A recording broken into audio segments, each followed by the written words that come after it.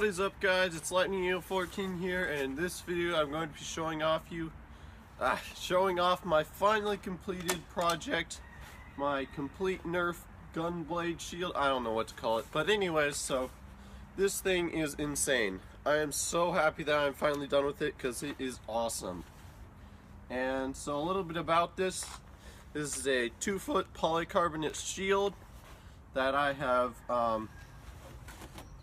integrated these two Dark Zone Blitzfires together, and then made these custom brackets which attach them to this shield, drilled holes for zip ties, and then attached this Zombie Strike Z blade to it with the zip ties.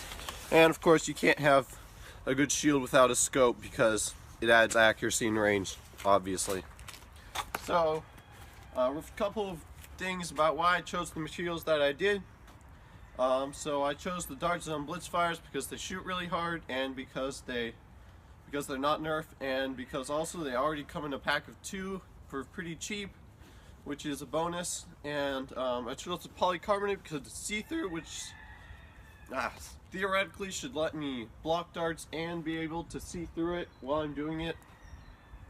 And polycarbonate is also tough as nails, especially thicker polycarbonate like this 1/8 inch stuff. For example, I had a plate of this sort of stuff on my robotics robot, and that thing was going over like bumps and jumps and crap, and going super fast and just putting a ton of pressure on it, and the plate got super scratched up, but it didn't break at all. So that's just an example to show you guys like how tough this stuff is. So I'll do a little firing demo now. We're gonna take it over to the range now.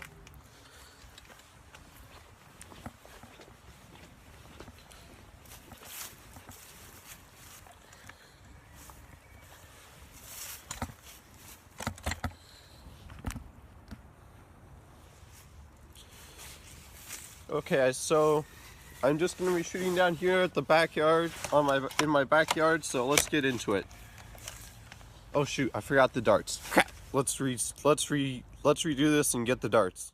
Okay, so I've got my gun blade shield loaded up with some waffle darts, and so let's do a firing demo. Whoops. It doesn't prime very well with the scope on, unfortunately, but whatever. Another great thing about the Blitzfires is that they don't have a flip-out cylinder which would run into the shield, and also they have these slots right here. So these slots right here, which make loading the darts a lot easier.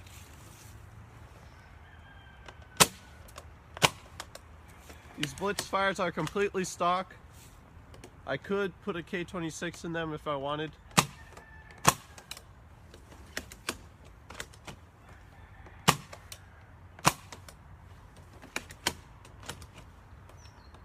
And as you may have guessed, I can stagger the triggers or shoot them simultaneously,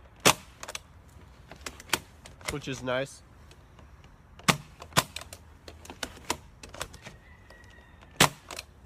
I could also only use the top gun or only use the bottom gun. And it looks like we're out of ammo. So yeah, this is my completed gun blade shield. I am so happy with this project. I can't believe how awesome it is. I'm just absolutely thrilled that I managed to make something that is actually this cool. You'll notice that this is a lot nicer than most of my usual projects, and that's because I just wanted to do something that wasn't out of duct tape and cardboard for once. And also, this was my first time integrating 2 blasters together, so I think it went pretty well for my first time really doing any kind of actual modding. I mean, I've modded a couple Mavericks and things and taken out airsters and that sort of thing, but nothing major like this. So now, if this wouldn't be a Lightning 14 video if we didn't show you how I built it. So without further ado, I will get onto my computer and we will look through some pictures of how I built this. I'll explain to you exactly what I did. So let's do that. Okay, so we're here on my computer, and so as you can see here, this is the initial concept art for the build. This is basically when I first drew out my idea that I had in my head onto paper. You can see some slight differences in the design, such as I thought I would be able to paint a stylized N-Force logo on there, but obviously I suck at painting, so that didn't happen. And I also thought I would connect the priming bars, but correct the priming slides with the bar, but that didn't work. It didn't end up happening because it works fine without, and also I had no real clue how to do that. But anyways, and then for this project, you will need some machine screws. Oops, I don't know what kind of machine screws that you will need, but once I get back to 8 hardware, this time I will remember to write down the part number and the description for it and the name for it and that sort of thing, and I will put that in the description below. You also need a 2 foot by 2 foot 1/8 inch square of polycarbonate.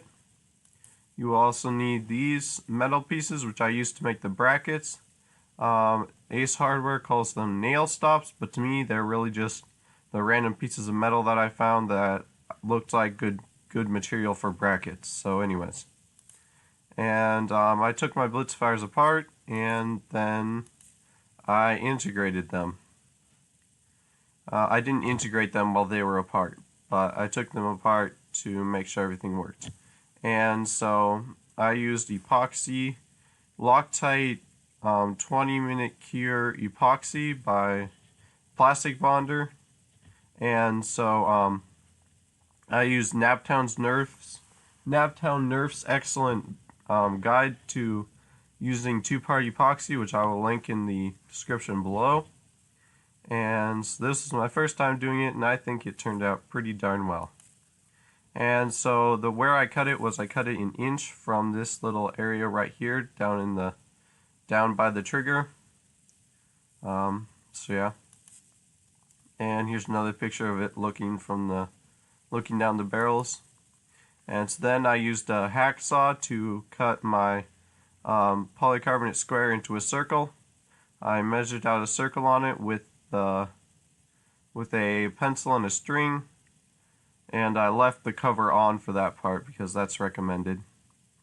And so then I cut the little pokey end pieces off of the nail stops, and this is where you would bend them, but don't bend them yet because you're going to want to drill holes in them. I actually bent them. That was a bad idea because it made it much harder to work with. Okay, so then you want to drill your holes in the middle vertically and in the middle horizontally. Oops, other way around. Middle horizontally and middle vertically. And so your holes are going to be 1 1/4 inch apart. And you're going to need to drill 8 holes total, 2 per end of the brackets. After that, you can bend them, and to drill them I simply clamp them to a piece of scrap wood on my workbench so that I wouldn't actually drill into my workbench when I was making holes. Okay, and so then you build them or bend them like shown, but please note that this is just the size that I wanted, because this is the amount of size that I measured that felt good for my hand, the distance between my hand and the actual face of the shield. So if you have smaller hands or larger hands, you might want a different gap, but keep in mind that your holes are going to be in a different spot because you'll have larger pieces here or shorter pieces on these end thirds of the brackets, so your hole alignment might be different. So keep that in mind.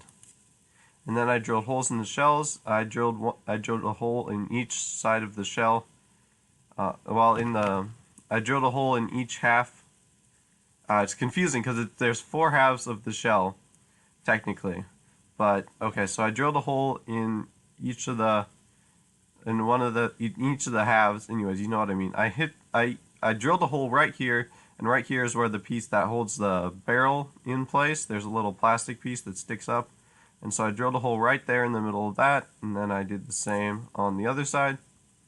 And then my second hole, I drilled 1 1/4 inch apart over here, and in the back of this kind of textured triangle-y area here. And I did that on both sides. And so here you can see that I am marking the locations for the holes to be drilled in the shield. I simply put the shield upside down and then marked underneath where the bolts stuck through the brackets and the shell, like where they hit the shield. So then I marked that on both sides. And so you should always be checking throughout your build process. You should be checking to make sure that all your holes line up. Your holes through the shell, your holes through the bracket, your holes through the bracket to the shell, and that sort of thing. So yeah. And then finally I cut these slots for the arm strap. And you can see here that the strap is actually way longer than the actual slot. You'll also notice that the strap is the exact location distance of this to this, and I decided to use a half inch spade bit, but that was a terrible idea. As you can see, it made my slot way too wide. So use a drill bit that's the same size as your hole and the same size as your belt that you want to use, and put it somewhere so that the tip of your hole measures up into where you want the end of your slot to be.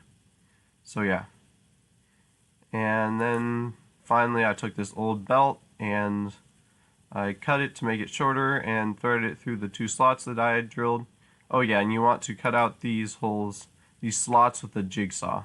Sorry, I forgot to mention that. And then finally, last, I don't have a picture of this step, but it's pretty self-explanatory. I put dots for drilling holes on either side of the sword, and then I drilled those holes and threaded zip ties through those holes around the shield, or the sword. So yeah, that's pretty much it for this project. If you enjoyed this video or thought it was interesting, be sure to comment, like, and subscribe. And tell me in the comments, would you build one of these, and what do you think of my first attempt at doing a Nerf integration? Thank you for watching. Goodbye.